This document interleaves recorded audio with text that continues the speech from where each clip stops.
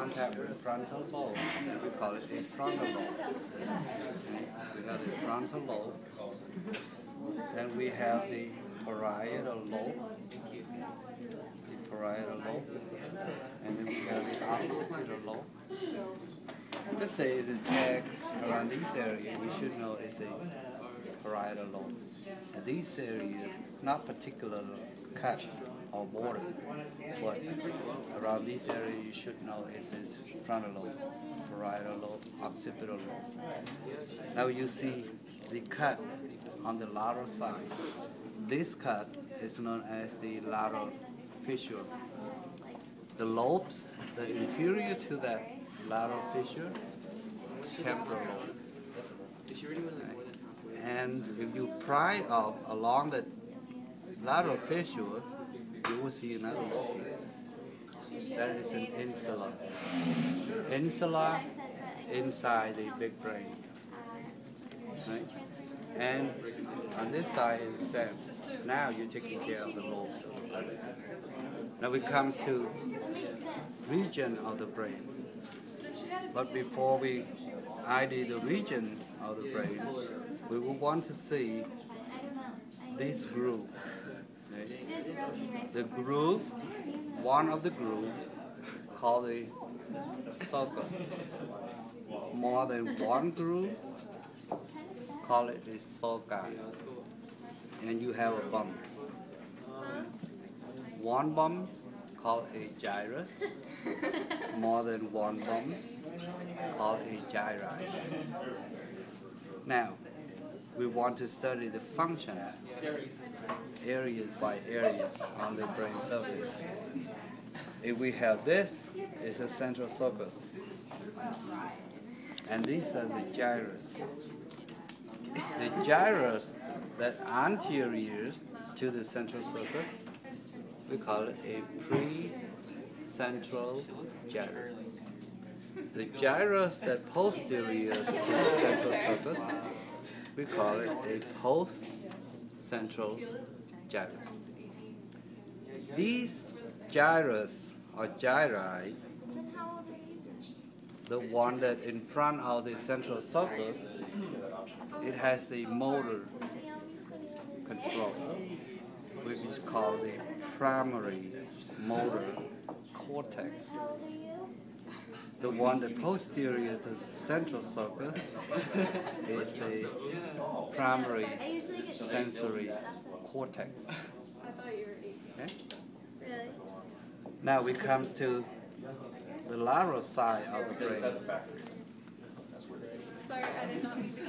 This area is still the frontal lobe. Right? These areas are still the frontal lobe. Right at these areas, it has the speech center. This one is known as the Broca area. And the Broca areas control the motor speech. The Broca areas control the motor speech. Now this parietal lobe, this temporal lobe. Around this area, you will have another speech area. This one is known as the Wernicke area. This is the Wernicke area.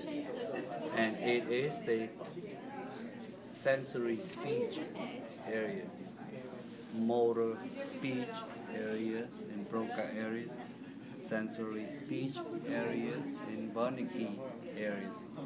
Now let's take a look lateral fissure again. You see this is gyrus. Right? This is a gyrus, the superior temporal gyrus. It has the primary auditory areas. So this area, the area that receives the sound or sound from the external stimuli. So it's an auditory area. The insula, it has a job to processing taste. So insula, it has the primary taste areas. Okay? Now, we have been studying the lobe, we have been studying different areas. Now it comes a time to split the brain. And this groove or this cut right in the middle of the brain. This one is known as the longitudinal fissure. This is the longitudinal fissure. And what membrane is embedded in this longitudinal fissure of the brain? Falx cerebri. Remember when we remove the caldera and we see the membrane covering the brain? That's known as the meninges. And the membrane that get into this group, we call it the falx cerebri. Now it's time to split the brain in half. When we split the brain in half, we call it cerebral hemisphere. And we call it cerebral hemisphere. We have the right cerebral hemisphere. We have the left cerebral hemisphere. Now it's time to study the medial aspect of the brain. Right? We already covered on the surface. Now it comes to the middle and deep areas of the brain. We want to divide it into smaller regions so we could study better. Let's take at these regions. Let's take at these regions. The obvious structure in this region, you will see this. This structure is known as the corpus callosum. This is the corpus callosum. Let's go in more detail on the corpus callosum. We have the genu of the corpus callosum. We have the trunk of the corpus callosum. We have the splenium of the corpus callosum. So that's all the detail we want to know about the corpus callosum. Let's take a look at this structure. This structure is known as the fornix. This is the fornix. More detail about the fornix? No, you don't need. Just know this is the fornix. The structure in between the fornix and the corpus callosum, this structure, is known as the septum pellucidum. The septum pellucidum. On the lateral side of the septum pellucidum, let's say you remove this septum pellucidum, then you will see the space. You see the space? That space is known as the lateral ventricle. That space is known as the lateral ventricle. What cells that lining the lateral ventricle? The ependymal cell. Right? The ependymal cell we show on the projector. And in lateral ventricle, you have this light blue structure. This is the specialized ependymal cell along with the blood vessel. You see the blood vessel. What do we call this structure? Isn't that what you just said? The choroid plexus. Right? The choroid plexus. The cell that lining this ventricle called the ependymal cell. The cell that ependymal cell specialize, become specialized and go off from the lining, it formed with the blood vessel, it becomes the choroid plexus. And the job of the choroid plexus is to produce cerebrospinal fluid. Right? Now we're done with this area. We're done with this area. Now we come to this area. We come to this area. When we come to this area, you will see centrally located, this is a thalamus. This is a thalamus. The space at the thalamus, called the third ventricle, just a space. Right? This is the space. Space surrounding the thalamus is the third ventricle. Again, when you see ventricle, you expect to have the choroid plexus. This is the choroid plexus of the third ventricle again. Right? This is the choroid plexus. What cell lining the third ventricle? ependymal cell. Choroid plexus of the lateral ventricle. Choroid plexus of the third ventricle. This is the third ventricle.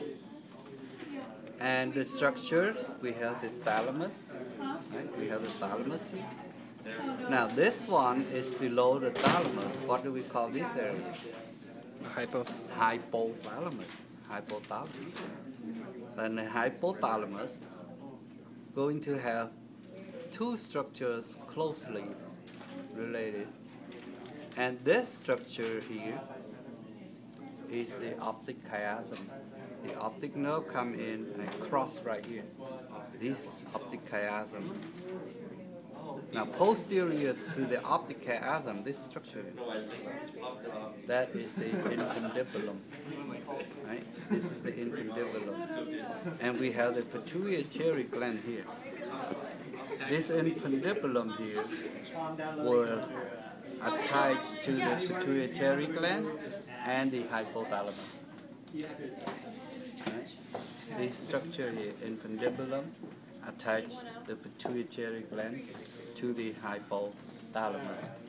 So keep in mind again, this is hypothalamus and has two closely or proximal to the hypothalamus. Now, we come to this area, not this one. This one is the choroid plexus or the third ventricle. Now, this area is slightly above the thalamus. It is slightly above the thalamus, what we call it? Epithalamus. Epithalamus. The structure that closely beside the choroid plexus, the structure that closely associated with the epithalamus, is this structure. And this structure is known as the pineal gland. This structure is known as the pineal gland. Now come back. We cover this area. And now we're done with this area. Okay. You divide it to region by region, and then you study more detail in that region. So therefore, any tag around that region is not going to escape from you. Now, we're done with this region. Right? Now we come to this region. Now we come to this region. The whole region is known as the midbrain. The whole region is known as the midbrain. In the middle of the midbrain, you will have this groove. This groove known as the cerebral aqueduct. Right? This groove known as the cerebral aqueduct. Now, anterior to the cerebral aqueduct, this is anterior to the cerebral aqueduct, we call it the tegmentum. This one here is the tegmentum. Posterior to the cerebral aqueduct, we call it the tectum. Tectum and tegmentum. Right? Tectum is the roof. Tegmentum is the floor of the cerebral aqueduct. Right? Again, cerebral aqueduct, it has a roof and the floor. The roof is a tectum and the floor is a tegmentum. Now, posterior to the tectum, you will see pineal gland again. This is associated with what structure? The pineal glands. Associated with the epithalamus. Right? And you see four bumps. Two bumps on this side and two bumps on that side. Right? Posterior to the tectum, you will see four bumps. And these four bumps collectively, all four of them, we call it corpora quadrigemina. Collectively, all four of them is called corpora quadrigemina. Individually. If you take a look at this bump, then this one called a superior colliculus. If you take the